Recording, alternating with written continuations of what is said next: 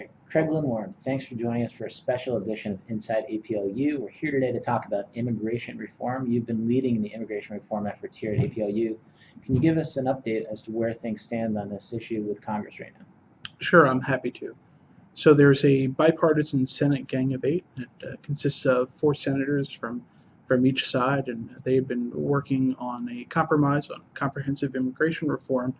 They introduced the bill, cleared the Senate Judiciary Committee on an overwhelming bipartisan vote. The bill is now on the floor, amendments are being considered, and a final vote on passage is actually expected today or tomorrow. Great.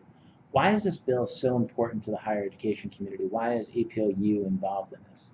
Well, it does a number of things to advance the interests of universities, in particular for young undocumented students. Some of the 65,000 undocumented students who graduate high school every year, it would give them the opportunity to earn a green card and petition for citizenship after 5 years, and that's an expedited path to citizenship. It would make dreamers eligible for federal loans and work study, which would grant them the opportunity to attend colleges that they may not have had otherwise. So these are important provisions APLU is very supportive of. A lot of dreamers know no other language other than English. They know no other country other than the United States. They're Americans, but just not on paper. So we're very excited that the Senate Gang of Eight bill could address this. We're also very supportive of provisions that would essentially staple green cards to the diplomas of advanced degree graduates of U.S. universities. So for graduates in STEM fields, master's or PhD graduates, if they graduate a U.S. university, a green card is essentially stapled to their diploma. Similarly for graduates with PhDs in any field. And these are really important provisions because for many years, international students have been attending U.S. universities. We've been training the best and the brightest throughout the world, and then not providing them an opportunity to remain in the United States after graduation, not giving them the opportunity to contribute to their communities or contribute to the U.S. economy. So those are really important provisions. As well, we're also very interested in the H-1B provisions. U.S. universities right now are exempt from the H-1B cap, so this allows us to hire and retain the best researchers and professors throughout the world to perform research and educate our students at U.S. universities. And we're happy that the Senate Gang of Eight bill includes that exemption from the H-1B cap. Okay. So what have you and others with APLU been doing on immigration reform? I know you've been talking with the Gang of Eight and their staff. Can you give us some insight as to what those discussions have been like?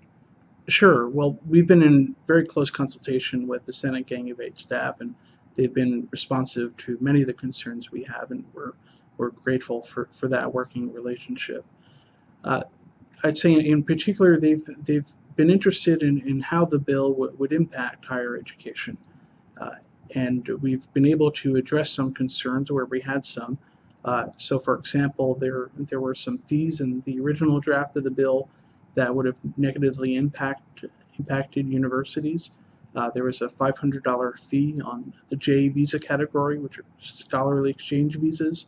Working with the Senate Gang of Eight and through the advocacy of many of the federal relations officers of APLU's members, we were successful in having that $500 fee only apply to the summer work travel program. So that was certainly one success we had, and we're very grateful to Senate Gang of Eight for addressing that concern. We've also been able to, working with the Senate Gang of Eight, have a $500 fee on F student visas reduced to $100. So those were two very important impacts. In addition, we've been working with them on H-1B provisions. There were some definitions that came out of the Senate Judiciary Committee markup that would have included universities in a suspect class of H-1B users. But fortunately, through the amendment process on the Senate floor, we've been able to secure exemptions for public universities. Great. So the Senate is about to pass this legislation, and can you give us a sense of where things stand in the House? I'm happy to. Unfortunately, prospects in the House aren't as clear as they are in the Senate. So there was a House Gang of Eight that very similar to the Senate Gang of Eight, a bipartisan group that had been working towards a compromise on comprehensive immigration reform.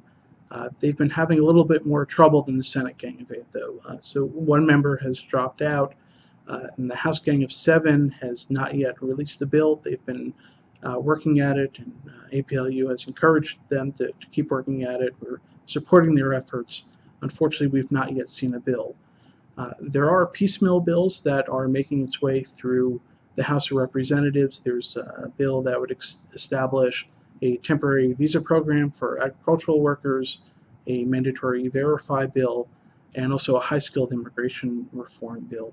It is possible that if those bills were to pass the House, they could be conferenced with the Senate Gang of Eight comprehensive immigration reform bill. And let's say our hope is, if that does occur, that the conference committee could then come up with a bipartisan, bicameral comprehensive immigration reform bill.